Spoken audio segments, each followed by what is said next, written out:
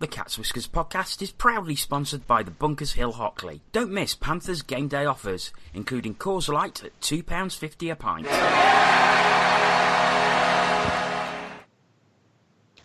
There may not be too many U's and R's on the ice, but at the moment, there'll probably be plenty of ers and ums. It's the Cat's Whiskers podcast, and we're live.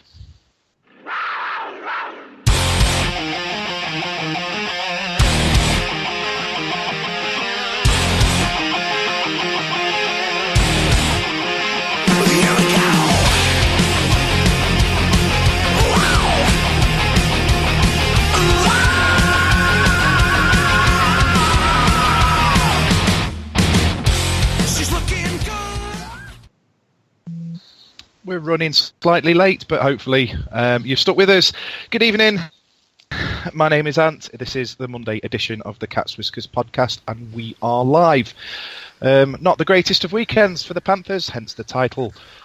Joining me today, this evening, should I say, to discuss the goings-on from what is normally a fantastic weekend away. First of all, it's the First Lady of the Cat's Whiskers, Tina Taylor. Lady, lovely. Hiya. It is the soul man himself, Adam Reddish. Never been introduced as that before, but good evening, everybody. And Mr. Radar Love, Aaron Lord. Wowzers. Good evening, Ant. Good evening, everybody. I'm waiting to see if he gets the connection. So we'll crack straight on. We'll start with a bit of positive news. Obviously, Thursday, I thought I was the big I am. I'm sat in a pub down south having a pint at 10 a.m. We've got a little chat group going on. I post a little picture in there with me with my pint, and straight away get a response from Tina and Adam doing the same thing. You were flying over to Belfast. Bit of a holiday. You enjoy yourselves? Yeah, it was good fun. Hockey aside, we'll drag that out in the not too distant future. But yeah, weekend itself was it was grand. Spent with good friends, good bars, good city. It was lovely. Adam, did Jim have much to say for himself? Not a great deal, but Jim was pretty busy on that door. It's always a hive of activity. So only got a little conversation, a little chat with Jim. But seems that Rocky's is doing as well as ever, which is good. Good to hear. So we'll move on to Friday night then. And it didn't start off too badly. A decent first period. Aaron, I believe you had the webcast for both games. Am I correct? You are correct, Ant. Okay, so a decent opening period by all accounts. I mean, if you're coming to me, Ant, then yes. I would say. Well, that's why I introduced you. Thank you. I thought it was a promising start. Obviously, it's always nice when you kind of travel that far and go to an away game that you start off brightly, and I think. Quite recently, we've not really seen that. Cardiff games sort of spring to mind where we've had a slow start. So, it was a positive start, and it kind of set us up to believe that we might get a positive result. But it was a good start. But unfortunately, we couldn't sort of transform that into 3 solid periods of hockey.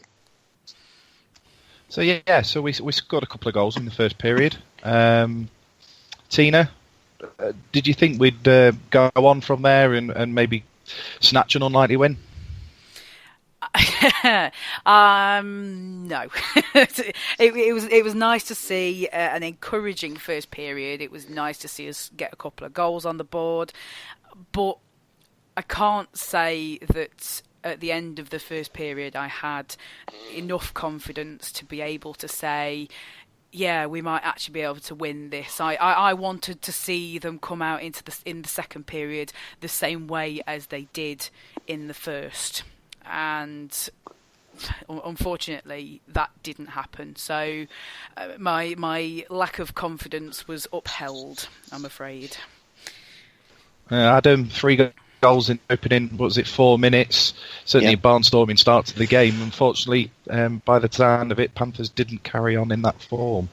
No. I mean, it was a good start. I thought we came out with a lot of intensity, which was cracking to see. I thought that we were doing hockey basics. You know, it looked like we were getting back to, you know, how we were performing earlier in the season when, you know, we were, you know, a lot more. Well, we had a lot more presence in the offensive zone, which was great. You know, the 2 goals in the first period we scored. You know, look how many guys are between the shooter and the net and Whistle in the Belfast net. You know, we were forechecking. You'll see that in the build-up to both goals. There was good forecheck going on. We get the puck. You know, we're moving it around the offensive zone well.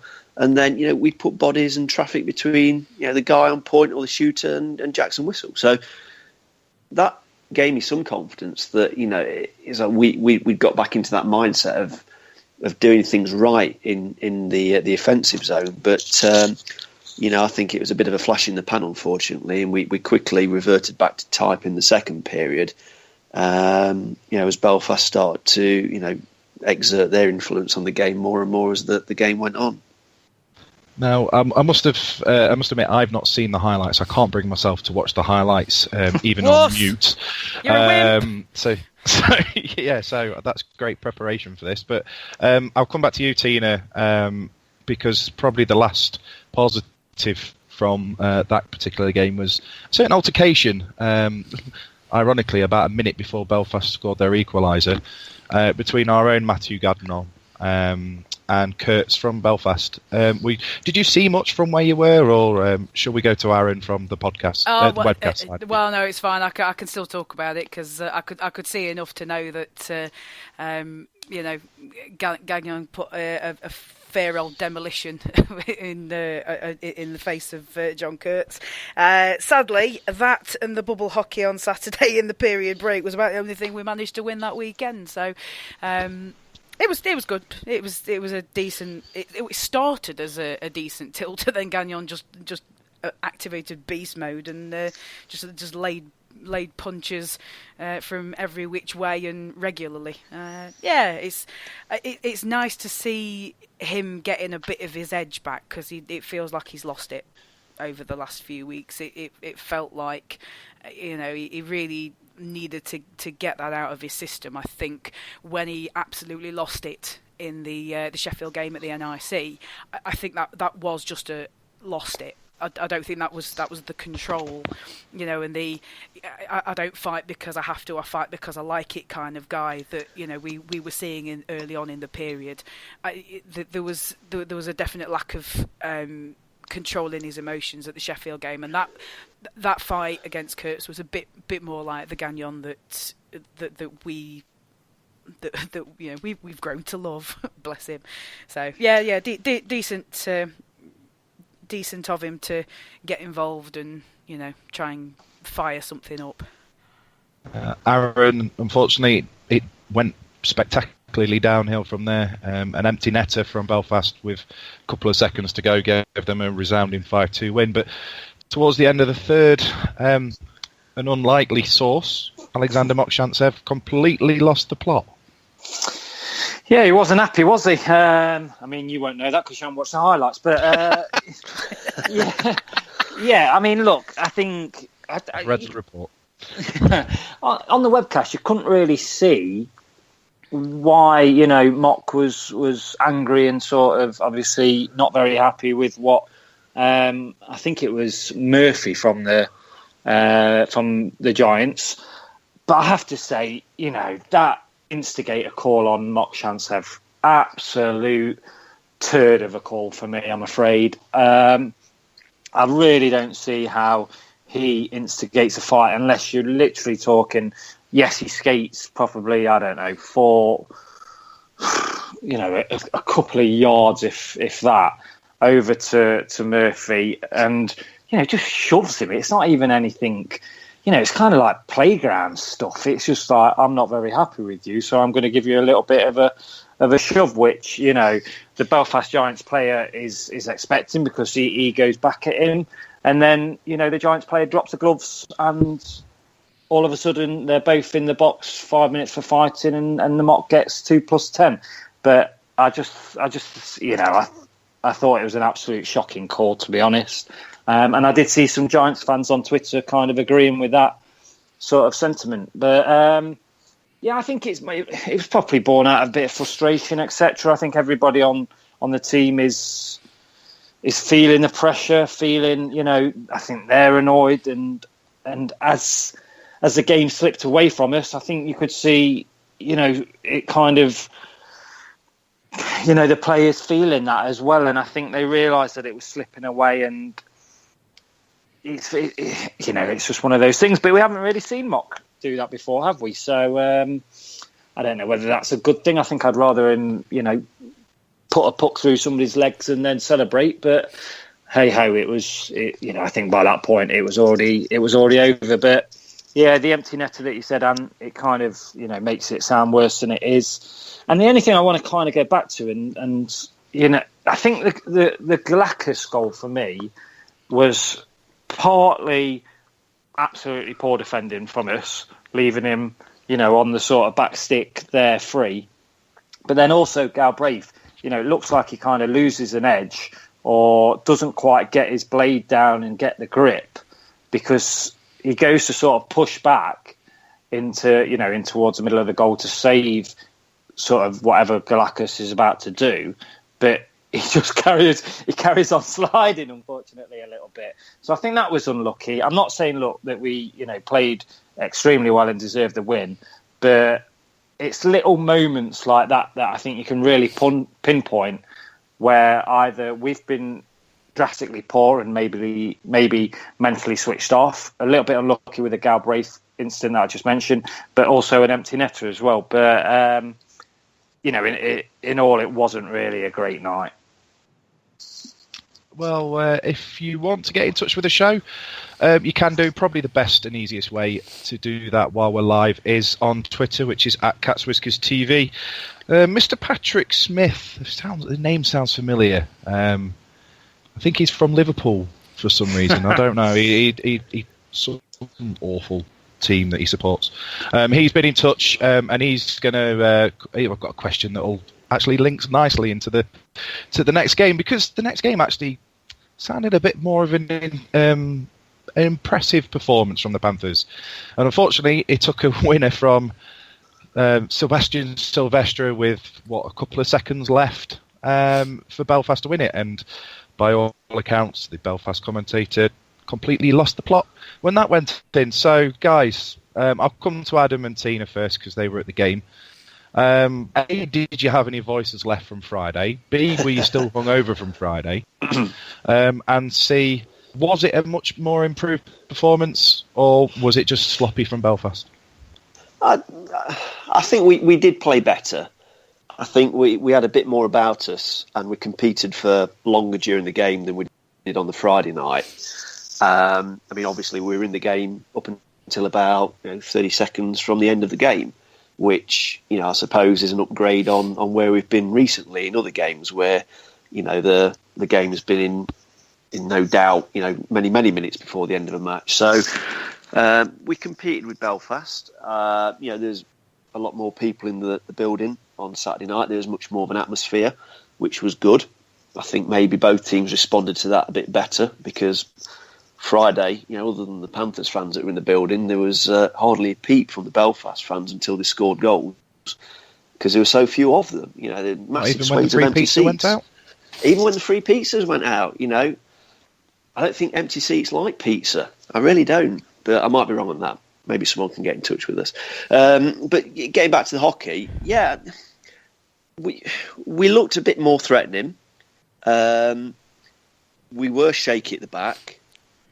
I think that, as the season's gone on, we've scored fewer goals, but, looked more shaky at the back on the blue line, which obviously together adds up to a season that's going a bit out of control. But, yeah, I thought we were okay. I thought that we competed, and it was just the sting in the tail at the end, conceding that fifth goal about 30, 40 seconds from the end, and then to compound it with the empty net goal. It did feel like a real sort of dagger in the back, because we were in that game and we made some good chances, and obviously we had moments where we could have gone on and even forged a lead out for ourselves. We had the penalty shot. Clark had a really good chance out front. Even when we were behind, I think there was still time for. I think it was Brown that had a really good opportunity in front of Whistle where he was all alone. He did, but yes. We don't take advantage of those key moments during a game where if we had a bit more about us offensively, if we had forwards that were a bit more adept at finding the net rather than putting the puck into the middle of the logo on the opposing netminder's chest, then we'd obviously probably not be dissecting this rapidly descending league campaign that we're running at the moment. So it's tough, but it's just a game of fine margins. I know that sounds cliche, but it is, because if we take advantage of some of those moments during the game on Saturday, we would probably have skated away with a win there. But instead, we're left ruining another defeat and a no-point weekend. So it's frustrating for me as a fan to see that, we can compete when we want to, and Belfast are a good side. They've got good players, strong at the back, strong up front. I think the net minding's a little weak, dare I say, and it's something that, might cost them in the long run. Obviously, that will remain to be seen, but I think that's perhaps their only weakness. But, did we capitalise on that enough on Saturday? Probably not, because it just felt like, even though we're in the game for a long time, were we ever going to get that lead? And to me, it didn't feel like it was going to happen. And, there's that growing inevitability that Belfast were going to, capitalise on the chance and, put the game to bed. And that's exactly what they did. So, I walked out of the arena on Saturday night, feeling quite disconsolate, because you think, well, that game was there for the taking, but we've, missed some really, really gilt-edged opportunities to put it to bed, and ultimately got nothing from it. So it was a case of, an improvement, but not a big enough improvement to come away with any points. I mean, Tina, it sounded to me from the messages I was getting, it was almost a role reversal from the Friday night game. In the first period, we weren't that great. Second period, we were the better team. To come from 3-1 down, pull it back to 3-all, and go in at the final, go into the last period at 4-all. Everything was to play for. Was it that case? I would say so. You're not too far off the mark, really. I mean, when we who needs the highlights? yeah. Who needs it? You can just blag it, mate. Don't worry, you're safe. Conceding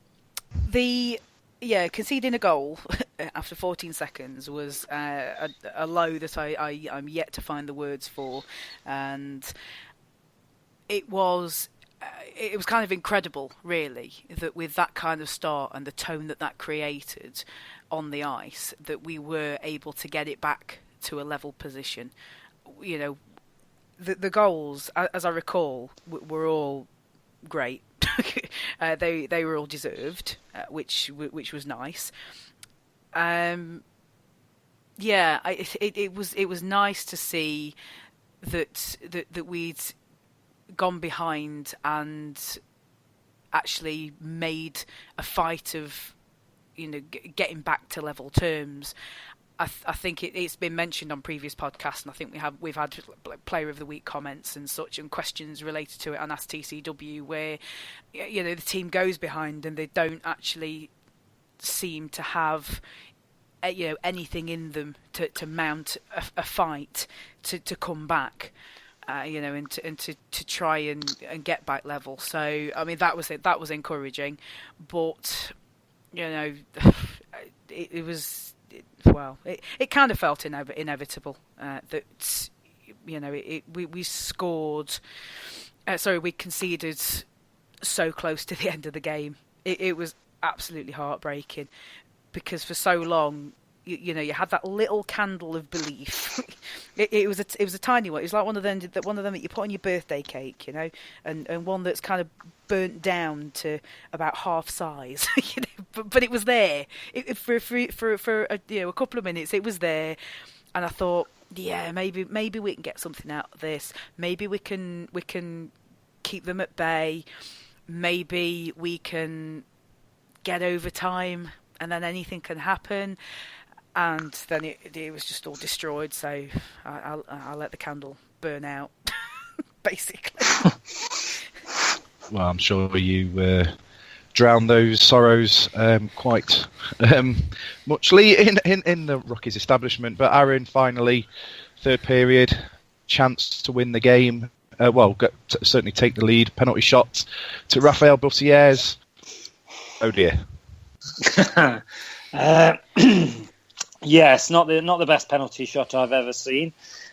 Look, I think when you talk about Bussières, to me he seems like a player that's very low on confidence, and then a penalty shot is it's tough sometimes, isn't it? They are tough to score, but I think penalty shots, that's where you kind of make the difference, don't you? You see where the skillful players kind of really come to the forefront. I think my memory, if it's correct, as he's just skating in towards Jackson Whistle, who just very quickly, as Adam mentioned about kind of netminding being potentially their weakness, and I think in previous games, Whistle has looked dodgy, but I have to give Whistle some credit for the two games. I thought he played very, very well and made some very good saves. But as Bussières was skating towards him, it did kind of look as if the puck kind of just wasn't flat on the ice and wasn't very smooth. I'm not making any excuses. Let's get that right out there. But I don't know whether that put him off or just. But it didn't look like he kind of had that idea in his head when he was, centre ice up, right, this is what I'm going to do. Now, I've never taken a penalty shot, so I have no idea what that scenario feels like, etc. I've never skated, mate. I shouldn't worry about it.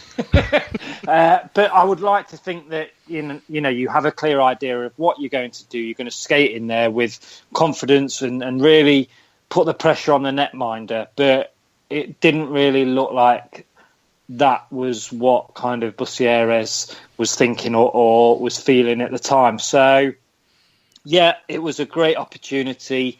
When it came about, you're thinking, this is it, this is our chance now, because, not to go back over everything, but I thought the second period we were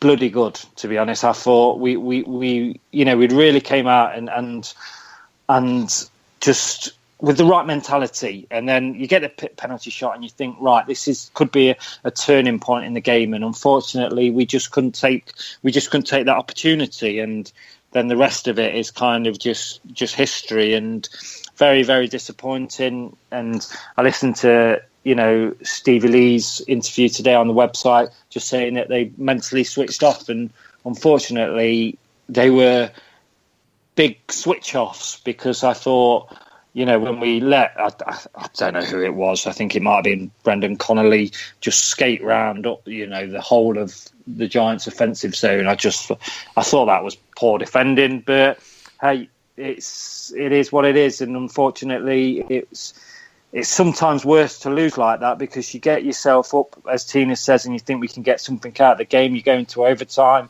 anything can happen, like she says, but. We kind of talk about it on previous podcasts, and you just talk about it in general, don't you? And players talk about it, coaches talk about it, fans talk about it. It's a 60-minute game, and it only takes a couple of seconds to score a goal. And I think it was from being level to 22 seconds later, game's over and we've lost. So kind of sums up the weekend in a way, how it ended. But just a bit of a kick in the old teeth, that one, to be honest. Prize. So, one word answer from each of you. Can Belfast win the league? Aaron? They can win the league, but they won't. Tina? Well, if it's a one word answer, yes. Adam? Only if Cardiff melt down. Okay, so that's two maybes and one yes. So again, thanks for your tweet there, Paddy. If anybody does want to get in touch, it's at Gaswhiskers TV on Twitter. Tina is monitoring it, so she will pass the message on to me. It's this time of the week now that we now come to our player of the week. So Tina Taylor, over to you. Oh, thank you very much. Rather than we've just had a barrage of negativity, I think. So I don't want to move on from this section with a lingering feeling. So I'll go with the player of the week comments that people have left. This is being run by our very own Paul Baum, and Paul has stuck an extra question in there this week for people to vote on. And the extra question was, where will Panthers finish in the league? Nobody voted above 4th. That's the first thing to mention. Ouch. Yes, that's a big ouch. The results run as follows: 11% thought think we're going to finish 4th. 25% think we're going to finish 5th. 25% think 6th.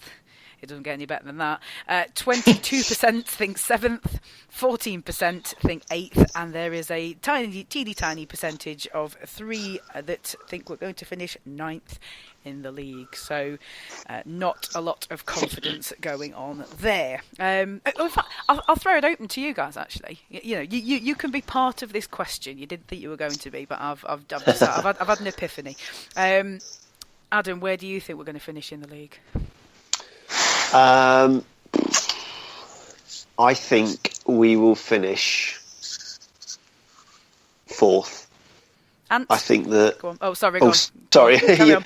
I was going to qualify that by saying I think go on. that Cardiff, Sheffield, and Belfast will be above us. I think probably above us by quite a few points, and it will come down to quite a congested middle part of the table. And I think that, depending on what happens between now and the rest of the season in the league, we probably just about get ourselves ahead of teams like Guildford and Manchester.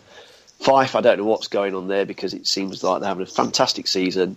Not sure where the heck they're going to finish in the league, but not a good defeat for them the other night against Coventry. Ant, come to you. Are we talking final league position or playoffs? Final league position. Okay.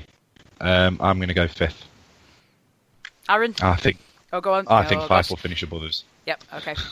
Aaron, where's your thoughts lie on that one? My thoughts, in honesty, First Lady of the Cat's Whiskers, is we ain't going to finish first, so I don't really care. Good point. Oh, does good point, Aaron? Yeah. I just can't cope anymore. It's just too hard. I'm losing the air. And then, Aaron, will we qualify for play, as in the quarterfinals? Say again, Ant. Will we qualify for the quarterfinals of the playoffs?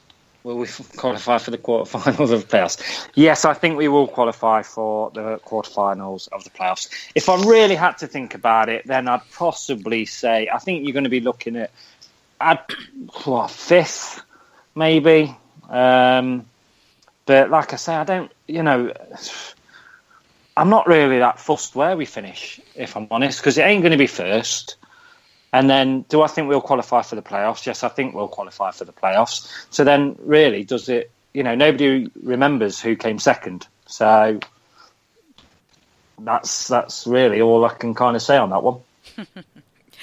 Okay, cheers, boys. I'll just read out some comments that people left on the Player of the Week. If anybody, on the off chance that you are related to or contained within the Panthers organisation, you may want to do that thing with the news before match of the day. If you don't want to know the results, look away now, because this is not pretty. Unfortunately, there are a lot of angry Panthers fans that have left comments with us. So I'll sort of run through a few of these quickly. First up, we say these are all anonymous. We don't we protect people's identities here. Haven't been to a game since the debacle on the 27th of December. Everything connected with the club at the moment is toxic, especially online. Glad I've stayed away and can't see me being back anytime soon. So it doesn't really pick up from there either. There's a running theme here. It's next up, I'm becoming increasingly fed up at the lack of consequences for the team when it is going wrong. Schaller sacked but no replacement, and I'm not confident that there will be one anytime soon. It will probably be the same as last season, where we wait too long as usual and panic and pick up any player available. And I think that is a bit of a theme that runs through some of the comments as well. The sort of likes of there seem to be some extremes. There are some we need a player, and there are some we need the right player. So we have I think we've got there's a bit of a split. There doesn't seem to be anybody who has got a balance of those two opinions. It is very much one way or the other. Few others. Nice. This is one that does have a positive persuasion, thankfully. Lindhagen is hands down the best player on the team, causes havoc in the offensive zone, never gives up on the play, wins the puck back, puts 150% in every shift. And I think we did mention Lindhagen last week. I think we sort of singled him out for some praise in amongst all the dirge and the negativity. So it's a name that keeps cropping up. At the beginning of the season, I had hoped that we could mount a real challenge and go on to win the league title. I was confident that we could win any game if we played to our full ability. How has that team collapsed to what we are seeing now? I honestly can't understand what's happened, and I don't think that person is alone. One thing that we would maybe thinking about discussing earlier. If true that only 2 players went over to the travelling fans after Saturday's game, doesn't this speak huge volumes about the attitude of these underperforming players to the very people who pay their wages? If the captain or coach had anything about them, they would have dragged them by the scruff of the neck over to the fans. And that's one thing I want to say about that is I genuinely, for both games, I didn't notice whether they came over or not, because I think by that point I had left the building. I was probably in Rockies with a vodka in my hand, quite frankly. So I have absolutely nothing to add to that to confirm or deny what players, if did or didn't come over to applaud the travelling fans. I suspect that may be a topic for discussion on the next Ask TCW podcast, FYI to our colleagues who may be answering those questions. I'll get another couple before we move on. Not upset or annoyed about the results this weekend, as I knew we'd get 0 points, and I've accepted that our league challenge is over. And last but not least, I'll because there are loads of others, but cannot sit here and read them all. And I think I would. I think I'd definitely come away with a headache, because it's just so much negative on one spreadsheet. But it was nice to see how a professional organisation looks, one that wants to win everything and take over, and that's in reference to an interview with Adam Keefe, the Belfast Giants head coach, where he said, we're not just here to compete, we're here to win everything, and that does seem to be an attitude that he sort of exudes on the ice as well as talking the talk for me personally. So we'll leave those comments there. Thank you very much for leaving those on your Player of the Week forms. Please continue to do so, and we will read out as many as we possibly can, or on weeks like this, as many as we can possibly stomach. So we will before I hand over back to Ant, we will I will announce Player of the Week, and in third place, it is Patrick Galbraith. And in second, a bit of a theme developing here, it is Mike Garnett. And in first place, no prizes for guessing, we have already mentioned him, it is the workhorse Eric Lindhagen. So well done to you, Eric. There are a section of the fan base who are keeping the faith and noticing what you are doing, so keep doing it, frankly. Ant, all yours, mate. Thanks very much. So well done to Eric Lindhagen for winning the Player of the Week for this week. Obviously, that will be back next week. And personally, I hope that Paul puts another random question in at the end of the survey, because I found that quite amusing and entertaining to read myself. But anyway, some stats, and I'm going to come back to Tina, because Tina's our stats girl. She loves a few numbers. Oh yeah.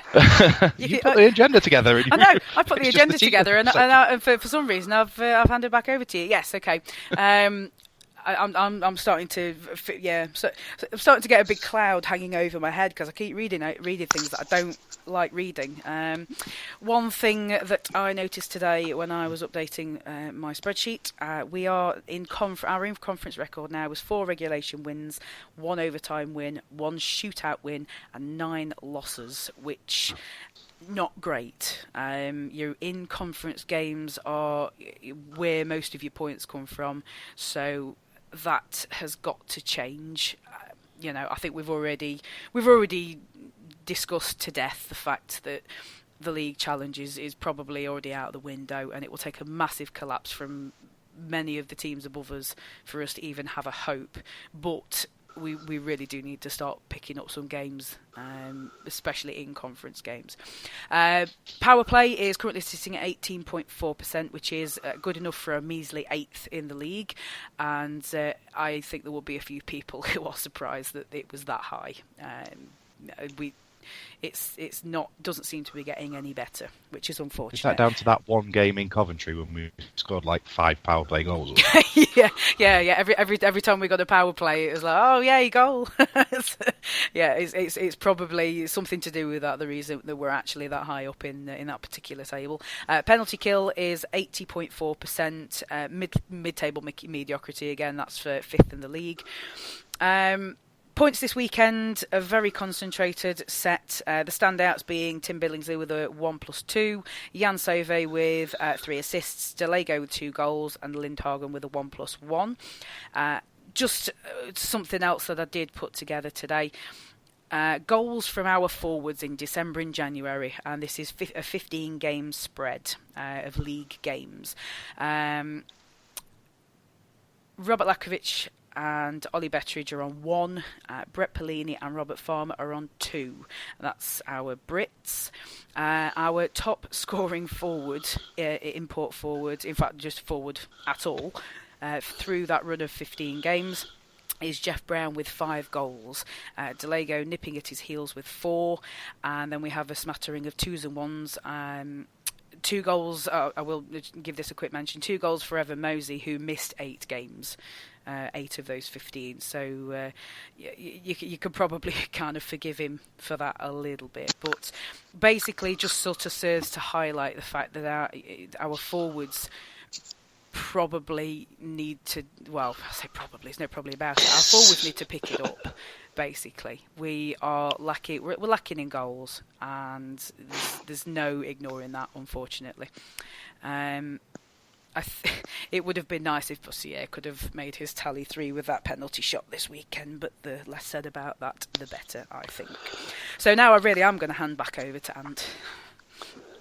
Thank you very much, Tina. You're thanks for providing all that. We will move on to other news and results around the league.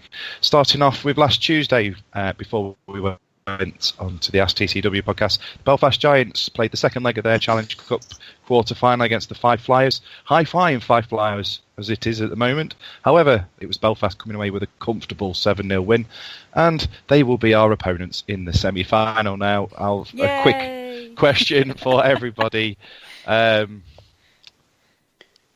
we beat them? Can we qualify for the final? No! Adam and Aaron, you go first.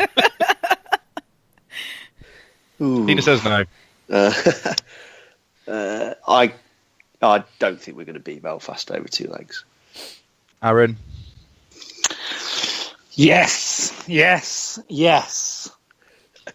Any particular reason why, or? No. He just wanted to do an impression of Meg Ryan. That was pretty much all that was about. It weren't this. Look, I think we've got to look at it in the sense of the Challenge Cup is a it's an important trophy for us as an organisation. It's a chance to win some silverware this season, and it's a bit of a long shot. But if you look at qualifying for European competitions, which we obviously know as an organisation and as fans we like, then winning the Challenge Cup could potentially get you into Europe if the Elite League winner and the playoff winner are the same team. So I think it's well, look, we're going to have to play a lot better than what we just did, but I think it would hinge on getting a very good result at home in the first leg. But my fear is that not many fans will be at that.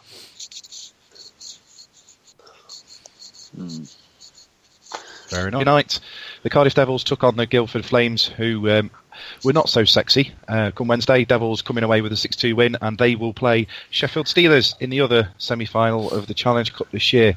Moving on to Friday, ignoring what happened in Belfast, the Sheffield Steelers began their Continental Cup final campaign. Unfortunately for them and for British hockey, they were absolutely thumped 5-1.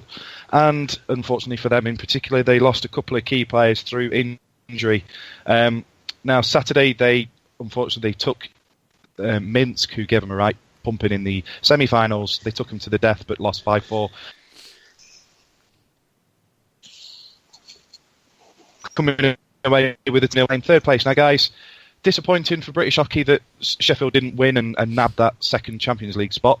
If you were a Steelers fan, poor sods, would you be happy with third place, or do you think they should have done better? Ooh, tough question. Well, I mean, we set the yardstick, didn't we, by winning the Continental Cup. I know different teams were involved, but yeah, I thought Sheffield were going to be a bit more competitive in the final. If I'm being honest, I think that defeat in their first game probably got them off to a bad start. I don't know whether they expected to lose that one by as many as they did, but it sort of set the tone for their campaign. So I don't know. I think that they'll be disappointed that they didn't do better than third. But they got to the final. I mean, let's give them a little bit of credit. They got to the final. Didn't work out for them. Probably didn't go the way they wanted it to go. I think they would have had a much better chance if they'd have staged the final, in Sheffield Arena. But that obviously didn't happen. So I don't know how many fans they took out to Minsk for the competition, but it probably is quite difficult for a handful of fans to make a hell of a lot of noise and to cheer their team on and give them that inspiration that they might have needed, to maybe win that middle game against Minsk. Was it Minsk? Well, was Minsk they played in the second game? Yeah. So you think that if that was being played at Sheffield, then it'd give them massive home advantage, and the crowd would have been into the game and might have affected the officiating, etc., etc. So could have been a different outcome if it had been in Sheffield. But that's all what ifs and buts. And I think they probably would have wanted to have done a bit better than they did. I think. Sorry. Just to jump in a little bit on that. I'm just waiting for Ant's internet connection to catch up with us. I'm here.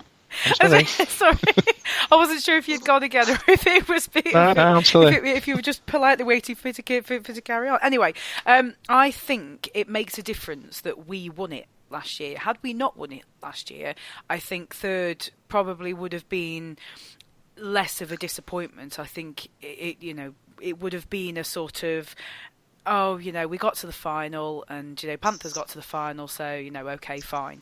But because we won it, I think that's gonna be a little bit of a needle for them. Because we did get a fair bit of stick with with how it all went down. Yeah, we did get a fair bit of stick in with all the oh, it's an easy competition. Anybody could in the Elite League could win it. Kind of comments, it wasn't quite that exact wording, but it's not quite that simple to win it. We did have to play well, and I didn't see any of the games because obviously I was in Belfast. I'm sure the Steelers played really well, but you've got to give it your all. You've got to be at your best because I think there's, as is demonstrated, the teams that were there in the Super Final, they wanted to win it, and they two of them wanted to win it a bit more than Sheffield were able to stop them, unfortunately. It will be UNOS Minsk qualifying for the Champions League next year. Just a smattering of the other results.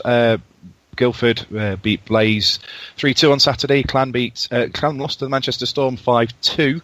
But then on the Sunday, I seem to remember them winning. Yes, they did. They beat Dundee. There you go. But probably the standout result from the weekend, Edinburgh. They finally won a game. They beat the Manchester Storm 4-3.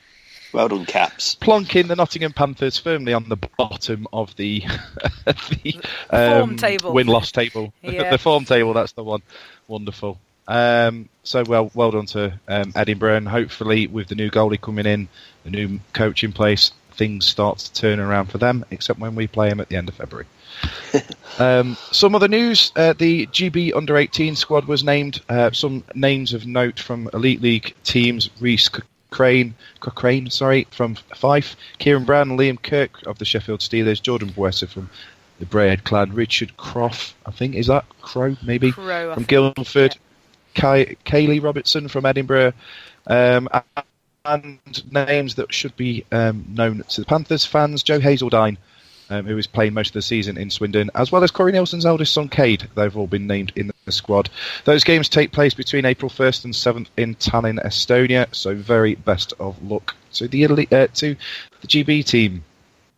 As we've mentioned, and as Aaron touched upon, the Elite League confirmed that the league winner would be the Elite League's representative in the CHL this season. Guys, I think it's pretty synonymous. I think everybody thinks Cardiff are going to take that. Yeah, I do. I think it'd be very strange if they didn't. They're going to have to seriously implode for it to be anybody else at the moment, as things stand at the moment. I personally think Belfast are right in there with all those home games. But if Cardiff or whoever wins the league and they win the playoff winners, as Aaron mentioned, the Continental Cup spot will go to the Challenge Cup winners. If the league winner wins the Grand Slam, then I believe it's the second league team. The team that finishes second in the league gets the Continental Cup spot. Otherwise, it'll be the winner of the playoffs. So let's hope we win the playoffs so we can go back to Europe next year. And some news that probably made most Panthers fans panic slightly. Keynes. Luckily for Panthers fans, his first name is Robert and not Guy. And Fife signed up former Sheffield Steeler Brady Ramsey. So that's the news around the league. So coming up to this week's games, Aaron, Cardiff on Saturday. What do you fancy? What do I fancy? A pint, and then 10 more before the game. Exactly. I'm actually walking up a mountain on Saturday, so I might not make it to this game. So I don't know whether that's a good thing or a bad thing. But well, we've never known you to be late for anything, Aaron. That's very true, very true. But my earrings are very shiny, apparently. But anyway,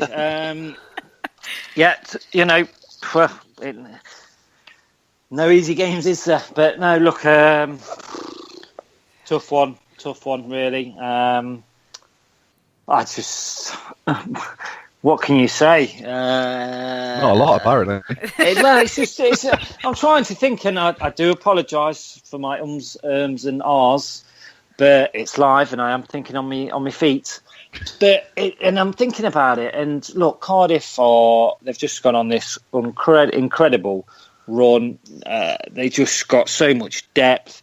We've just come off a real demoralising weekend away. Your automatic feeling is, oh no, not again. I watched this from behind the sofa, not really looking and praying that we can actually turn up and neutralise Cardiff's offensive ability. But I think it's just going to be very, very tough. I think if we are to get anything out of this game, then it will be via either one goal or it will be an overtime or shootout victory. I don't see us suddenly flicking on a switch and getting our swagger back and blowing Cardiff away. And I think it's going to be extremely, extremely tough. I think your first 5 minutes, it's really got to be. You've got to get the crowd into it. You've got to throw a few hits. You've got to look like you're up for the game and kind of put everything that's happened in the last few weeks behind us and go, right, this is the day that we start a new chapter in this season, and we reverse our luck and we reverse the amount of points we're getting and start with a victory. But that's only going to come through hard work, a lot of grit, a lot of determination, a lot of putting your bodies on the line by finishing checks, blocking shots, maybe having a fight, etc. Because it's imperative that the crowd is involved in these types of games. I imagine there'll be a decent crowd there, but as Tina's mentioned when she was talking about Player of the Week, there's a lot of unhappy fans in our fan base at the moment that might not be going to the game, but if they're going to the game and it's not going the way that is positive for us, they're going to show it either by leaving or potentially even booing the team. So I think the team's got to really respond to that in a positive way and put Cardiff under a bit of pressure for the first 5 to 10 minutes really, and then build from there slowly. Now, Tina, I actually, off the top of my head, thought that, come on, we're playing Cardiff at home. Cardiff generally, traditionally aren't the best of travellers, especially to the NIC. But then I'm looking at your little stats thing that you provide us every week, and oh my God, that we actually lose a fair more amount of games at home against them than I actually thought. Yeah, it's not great, is it? It's just, I almost didn't want to put it on because it was just, let's just pile on the negativity. I'll get a shovel and I'll just chuck it on top of the pile of everything else that we've already talked about. It's awful when you look at it like that. I mean, we've had some good games, lest we forget the 8-0 drubbing we gave them in Ice Arena Wales, but doesn't that feel like so long ago? But yeah, we've not done particularly well in recent seasons. In our last 20 games against them, we are 8 wins, 11 losses, and an overtime loss. So, odds-wise, they're not in our favour, unfortunately. Goals-wise, it's pretty even. So, I don't know if that's going to help us at the minute. Given our our seeming goal drought that we seem to be experiencing. We're 56 goals for and 59 against. So, I mean, that 8-0 scoreline is probably inflating that total just a little, but we'll take whatever we can get where we can get it, quite frankly. Adam, can you see us getting out on Saturday? Ooh, no, I can't, unfortunately. Are you more looking forward to the Notts game? Well, I don't know about that. It's been a long time since. It's been a long time since I looked forward to a Notts County game, but there you go. Cardiff. Well, I mean, if you look at their recent games, they quite clearly step out and try and kill teams in the first 10 minutes. They just overload an offence and go after teams and try and crush them right from the outset. So they'll probably play a different game on the road because they generally do that at home in Cardiff. But how they play on the road, will it differ? Probably not. I mean, they'll still be aggressive, I'm sure, in their forecheck, and they'll want to get the puck to the front of our net as quickly as possible because I'm sure that the coach down there has probably had a look at some of the goals that we've been conceding lately and noticed how how soft some of them are. Well, most of them are, to be honest. And we're just having real difficulty, stopping guys skating to our net and, causing all sorts of problems. So, that's probably what Lord's going to do. Not Aaron Lord, of course. The other Lord. The less famous Lord that's doing the rounds in British ice hockey. Thank you. But yeah, he's a smart coach, and Cardiff are a really skilled team. You just can't take a shift off against them because they've got, as I think you said, Aaron, earlier, they've got talent all the way down. They've got so much depth on every forward line. They've got D-men that can pitch in and do their fair share of scoring and points production. So, we've really got to be on our mettle. And I'm afraid that, from what I've seen recently, there just doesn't appear to be much confidence in the Panthers camp at all. So, will that switch be magically, flicked? I don't think it will, because I think that we're in a rut at the moment. And I'm struggling to see how we sort of turn it around and try and piece together a credible second part of the season without some major changes potentially to the playing stuff. But then we've been waiting on a replacement for Josh Schaller for how long now, and it doesn't seem that a replacement is imminent. So it's quite depressing really at the moment, and I can certainly understand some of the disappointment and disillusionment that's coming from the stands towards the club at the moment. I mean, obviously some of it is expressed quite vitriolically, and I wouldn't really ascribe to that sort of approach, but I can certainly understand why there's a lot of disappointment towards the team, and I just hope that on Saturday we can somehow come out, start the game in a positive frame of mind.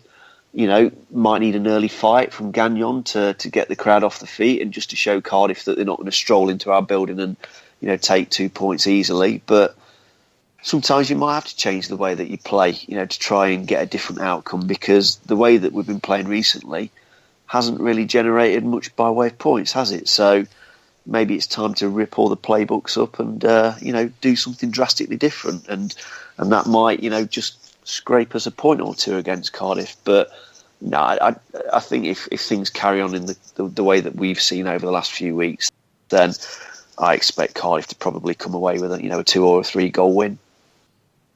Well, as Aaron mentioned, tickets are selling very well for the game. Unless you're a Cardiff Devils fan, you're looking at rows S and R as the closest you're going to get to ringside. So it will be, by the looks of it, another big crowd on a Saturday night in Nottingham.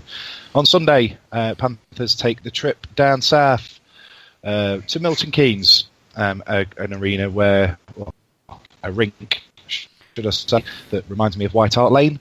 Anybody going down for that game? Resounding no. Don't think so. Now, Tina, obviously we've only played Milton Keynes this year. We're not doing too badly, are we? No, well, it depends how you look at it. 2 regulation wins, 1 overtime win, and that regulation lost in the first game of the Challenge Cup. So, yeah, it depends how you look at it. I mean, the thing with Milton Keynes at the minute is they are not having a great time of it. They have kind of stagnated a little bit points-wise, and Dundee have sort of snuck up and got level with them, which was a bit of a surprise. So, they're sort of nipping at the heels of Milton Keynes. Milton Keynes has sort of dropped away from the 2 in front of them. Brayhead and Coventry are in a bit of a dogfight at the moment for that 8th place, that final playoff spot, as it were. Mika Weekman over the last few weeks has seen an awful lot of rubber being thrown at him, and he's had a lot to do from what I can tell from looking at the game sheet. So he can handle the heavy shot load to a point.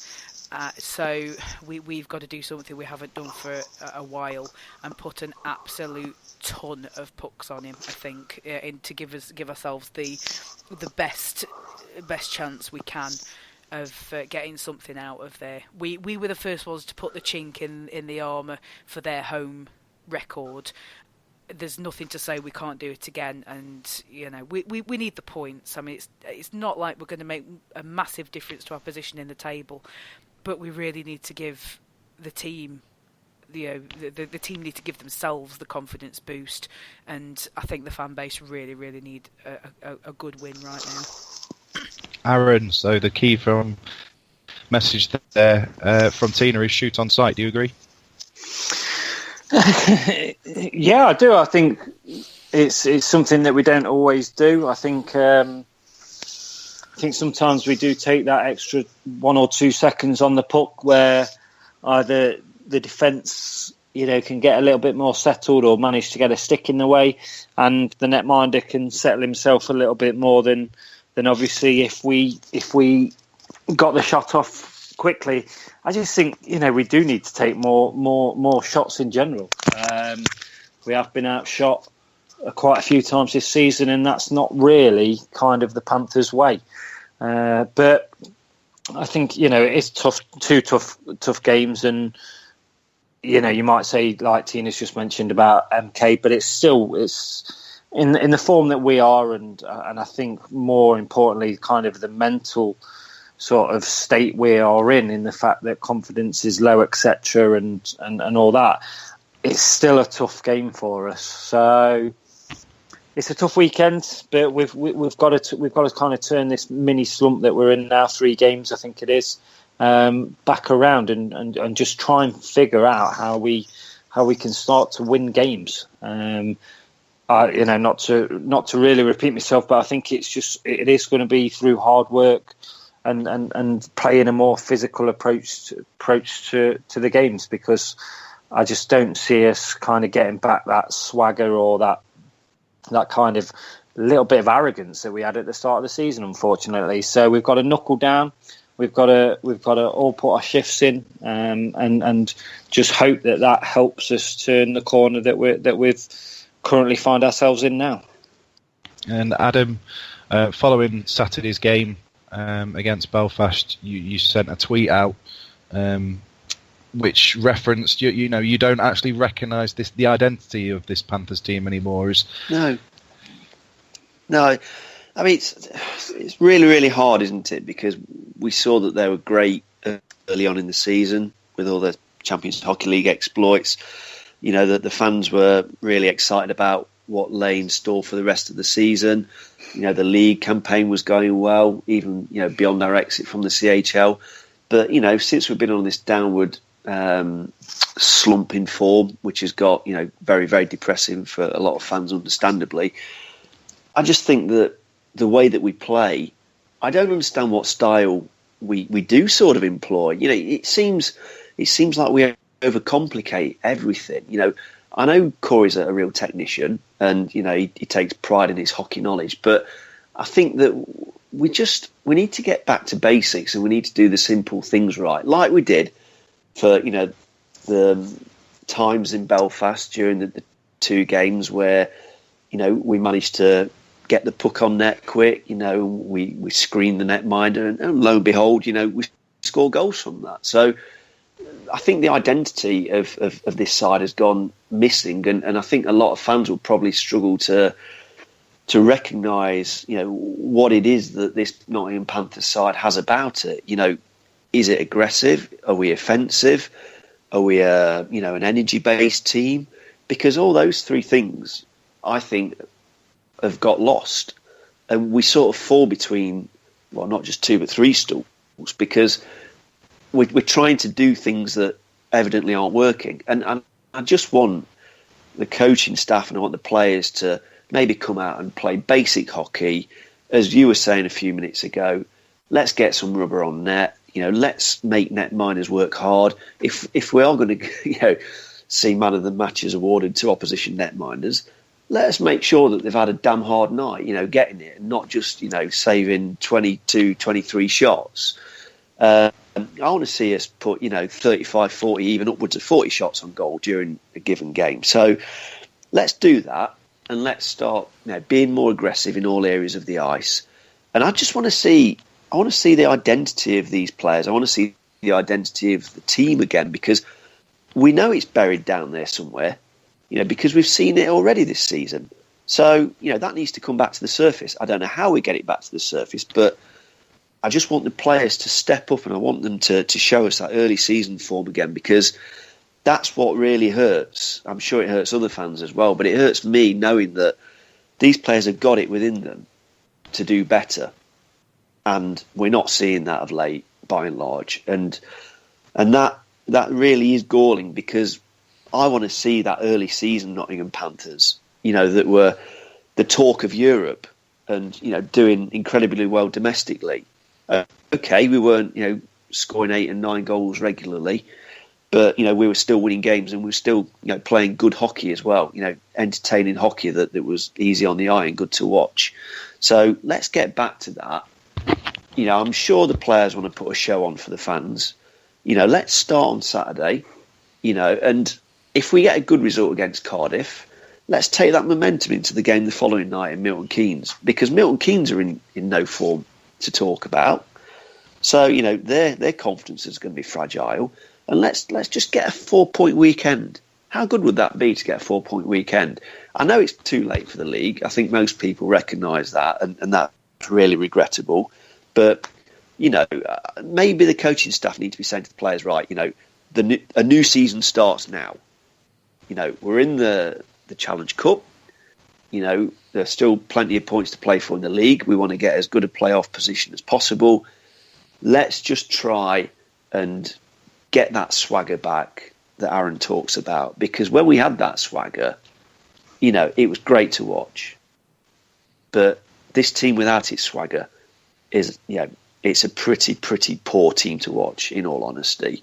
Because it just seems that there's no identity, and the hockey and the style of hockey is bland, to say the least. And let's just get back to basics, and a bit of a Churchillian sort of rant. But come on, guys, please put some smiles back on the fans' faces, because it's not nice to, like over in Belfast, for example, at the end of the 2 games, lots of negativity, understandable, absolutely understandable. The way things have gone recently, but it's not good. And if we keep moaning, and if we keep having frowns on our face, it's not good for the organisation.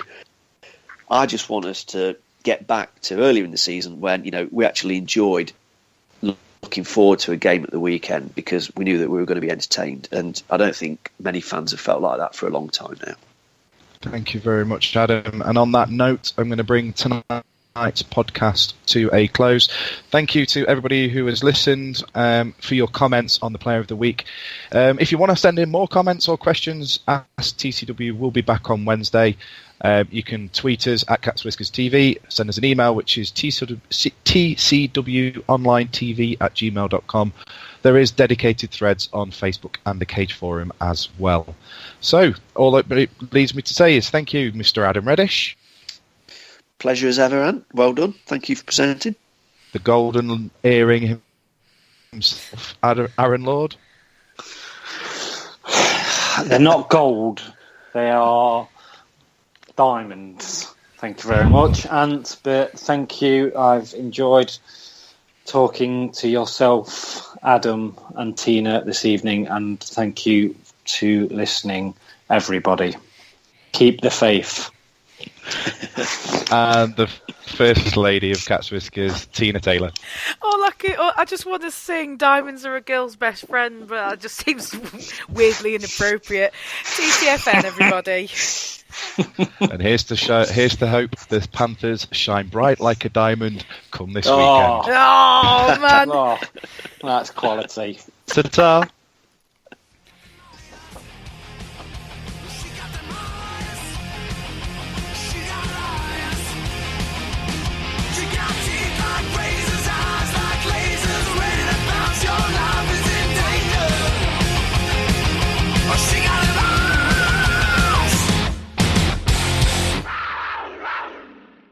This edition of the Cats Whiskers podcast was brought to you by the Bunkers Hill Hockley.